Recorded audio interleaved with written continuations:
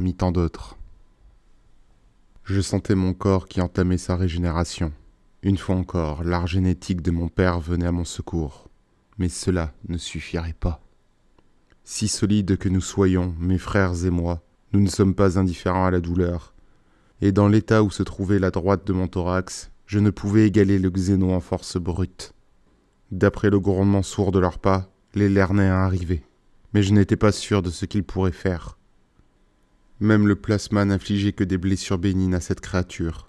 Aussi supposais-je que les haches énergétiques de mes guerriers ne feraient guère plus qu'éclabousser leur armure d'acide. J'entendis alors un ululement déchirant, dans lequel je reconnus la voix de Gukul hideusement déformée, et le slot se raidit, cessant un instant de me combattre. Un instant, c'était tout ce qu'il me fallait. Libérant mes bras d'une secousse, je fis passer le pistolet à plasma de ma main gauche à la droite, puis attraper une grenade crack à ma ceinture avant de décocher un direct du gauche. Je frappais si vite et si fort qu'au lieu de repousser le slot en arrière, mon gantelet s'enfonça dans son tronc. J'activai la grenade, retirai ma main et plongeai sur le côté. Le slot chancela, mais sa plaie se refermait déjà. Gukul cessa subitement de crier. Le slot parut se ressaisir, et il leva son sceptre vers moi. La grenade détonna en dispersant aux alentours toute la moitié supérieure de son corps. Même une xénobiologie aussi blasphématoire ne pouvait survivre à un tel traumatisme, et la partie inférieure de la créature s'effondra. Je m'ébrouai pour me débarrasser des fragments de sa chair plaquée sur mon armure, qui se mettait déjà à fumer sous l'effet des fluides caustiques. « Seigneur, êtes-vous blessé ?» appela Kanan. « Oui, mais pas mortellement, » répondis-je en me relevant les dents serrées. « Occupons-nous plutôt de Gukul. » L'archiviste gisait à terre, prostré, là où ses jambes s'étaient visiblement dérobées sous lui. Imor déverrouilla et retira le homme de son frère de bataille, révélant un visage tordu de souffrance, les yeux révulsés, la bouche, les narines et les canaux lacrymaux maculés de filets de sang. « Aucun signe vital d'après son armure, » rapporta sombrement Imor. Comme si tout avait cédé d'un coup. J'acquiesçai tristement. Il a attaqué l'esprit du slot pour me donner le temps d'agir. Sachant sa réaction lors du simple contact de tout à l'heure, il devait savoir ce qu'il allait lui en coûter. Je ne me sentais pas coupable, mais reconnaissant, car je devais sans doute la vie à Gukul. Ma légion est pragmatique. Les pertes sont acceptables, tant qu'elles demeurent conformes aux paramètres de la mission. Mes fils génétiques sont disposés à donner leur vie pour leurs frères, si cela contribue à atteindre nos buts. Ils sont prêts à donner leur vie pour moi. Je suis prêt à donner ma vie pour eux, bien que naturellement, on ne puisse concevoir que très peu de circonstances justifiant la perte d'un primarque plutôt que de guerriers Astartes. Cela pourrait survenir un jour, mais pas dans le cas présent. Telle est la froide arithmétique de la guerre. « Repose en paix, frère », murmura Kanan, et tous prononcèrent des bénédictions de circonstance. Imor était encore avec moi, de même que les Lernéens à l'exception de Taravala, dont le corps gisait empalé par des excroissances de métal, à côté des restes du construct moissonneur taillé en quartier par les haches énergétiques lernéennes. Restes qui se dissolvaient lentement. Garcius avait été tué par un guerrier, Jatena décapité par le moissonneur. Et si Eltan avait pu arracher le dard osseux qui lui avait transpercé la poitrine, je lisais aux indicateurs que me transmettait son armure que sa physiologie ne pouvait faire face à la blessure. Le temps lui était désormais compté. « Croyez-vous qu'on ait attiré davantage d'attention ?» s'enquit Kanan. « C'est vraisemblable, jugeai-je en désignant le sceptre du slot. Même à supposer qu'aucun autre groupe n'ait été assez proche pour entendre. Il est inconcevable que des créatures nanties d'une telle technologie ne disposent pas de transmission à longue portée. Nous devons partir du principe que leurs congénères ont été avertis. »« Continuez sans moi, Seigneur !» dit Eltan d'une voix résolue malgré la douleur. « Tant que je suis en vie, je peux accueillir les xénos qui viendraient à notre recherche. »« Je vais rester avec lui, » ajouta Lucaran. « La vitesse est votre meilleure arme, Seigneur, et je vous ralentirai. » Je ne perdis pas de temps à argumenter. Leur suggestion était tactiquement valide. Avec l'un et l'autre, nous nous serrâmes l'avant-bras, en guise d'adieu à la manière des guerriers. « Merci, vendez votre vie charmant s'il le faut. »« C'est juré, Seigneur !» déclara Lucaran. Avec les autres, nous quittâmes les lieux, et une demi-heure de marche forcée nous amena hors de la ville, dans une sorte de garrigue. De là, les 3 Lernéens restants prirent la direction du nord, car l'armure tactique Dreadnought, notamment le modèle Cataphractii, n'était pas conçue pour la vitesse. Cela me contrariait d'employer ces guerriers d'élite pour faire diversion, mais à défaut d'avoir pu procéder à l'insertion chirurgicale initialement prévue, il nous fallait utiliser judicieusement les ressources disponibles. Kanan, Enhai et Tronin allaient s'évertuer à gagner du temps pour nous en se déplaçant bruyamment, ce que les Terminators faisaient fort bien. Il restait donc Ymor avec moi, et nous poussâmes vers Aidana, à l'est, en courant le plus vite possible. Ce qui tenait lieu de broussailles et d'herbes était d'un vert tirant sur le violet, et les troncs gris noueux qui supportaient les frondaisons au-dessus de nos têtes évoquaient davantage des champignons que les nobles arbres qui ornaient la retraite du sigillite au palais impérial.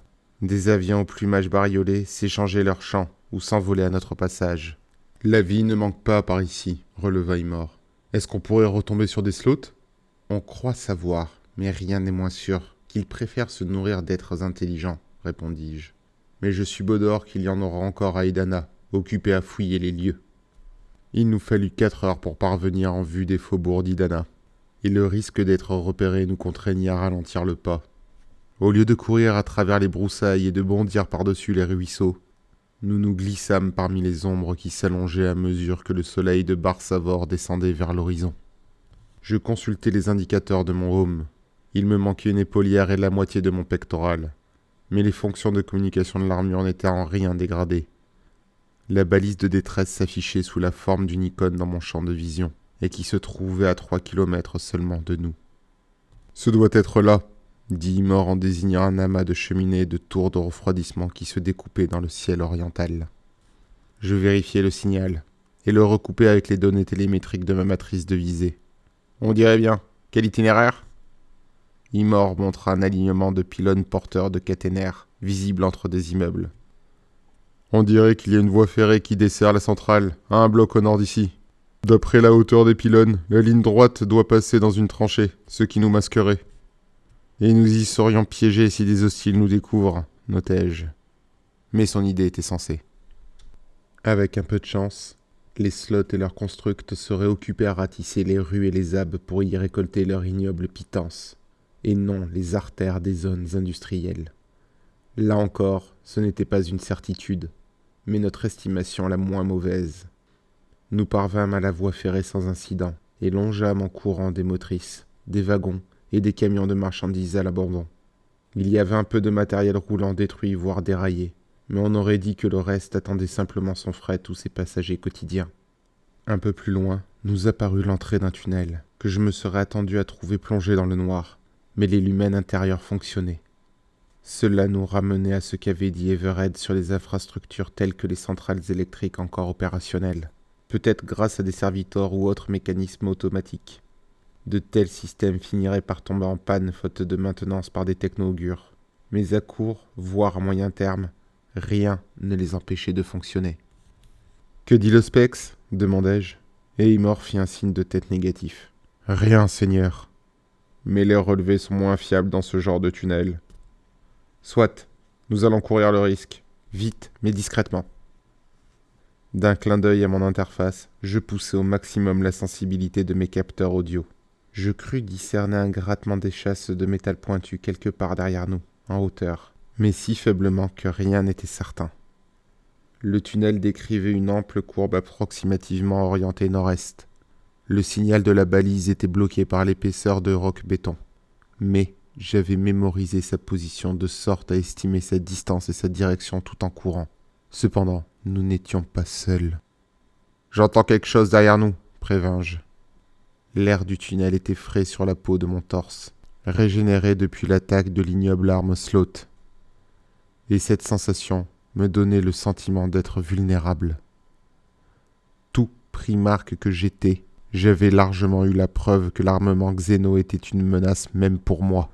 « Partez sans moi, Seigneur !» déclara aussitôt Ymor. « Partez le plus vite possible. S'ils me rattrapent, je les retarderai au maximum. »« Pour l'Empereur !»« Non, Seigneur, pour la Légion !»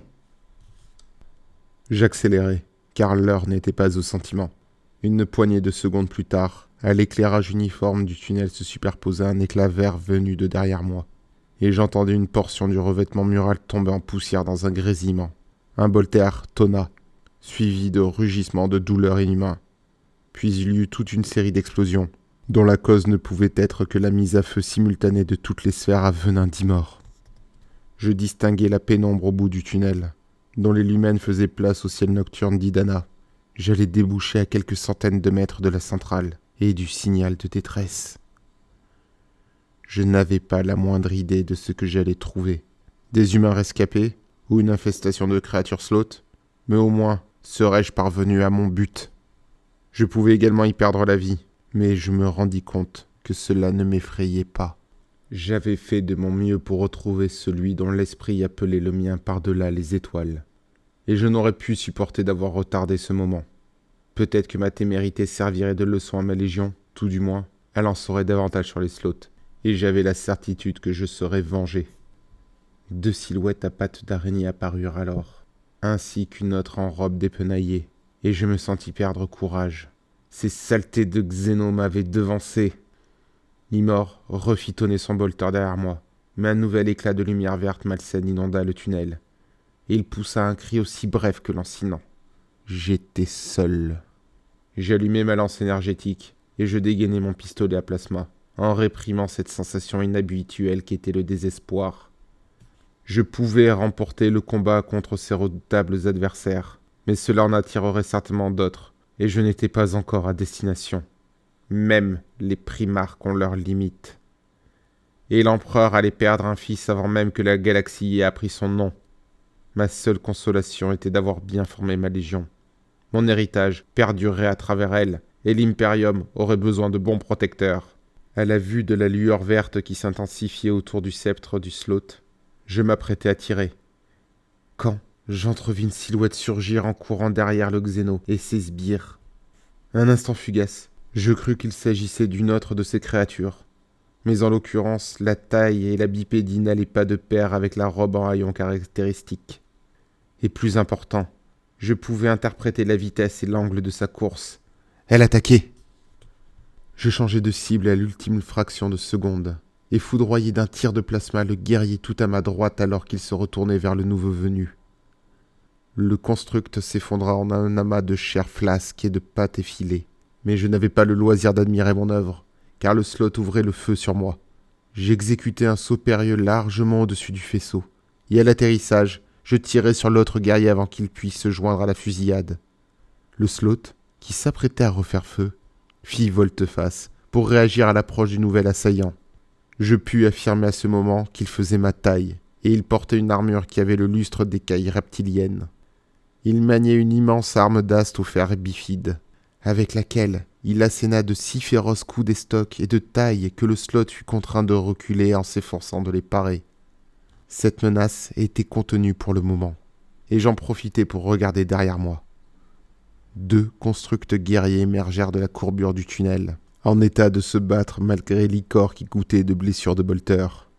Ils ululèrent en me repérant, quels que fussent leurs sens, et le ver bilieux désormais familier apparut à hauteur de leur tronc.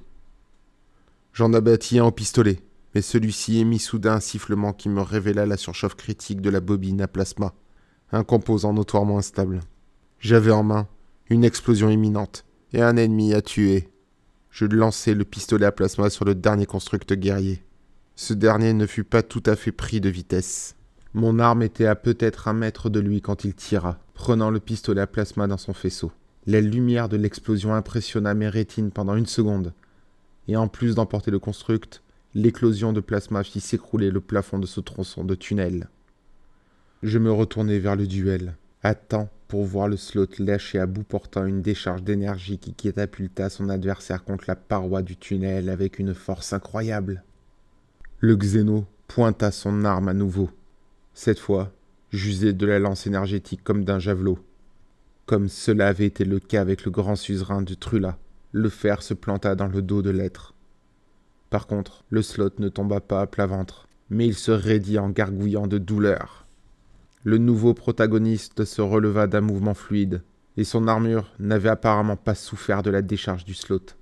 Il tailla en diagonale avec sa propre lance, dont le fer parut ululer en ouvrant dans le xéno une plaie d'où s'échappa une fumée noire huileuse. Le slot retomba en 2 morceaux, et son adversaire lui planta son arme dans la tête pour faire bonne mesure. Je m'approchai prudemment.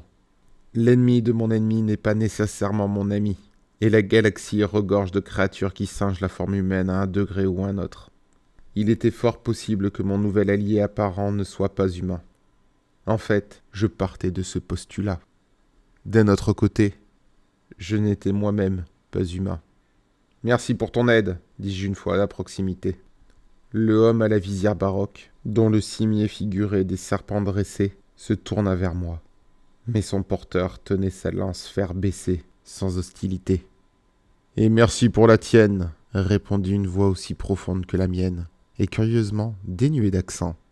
Je n'avais encore jamais vu de guerrier capable de vaincre à lui seul un de ces êtres, et encore moins 4.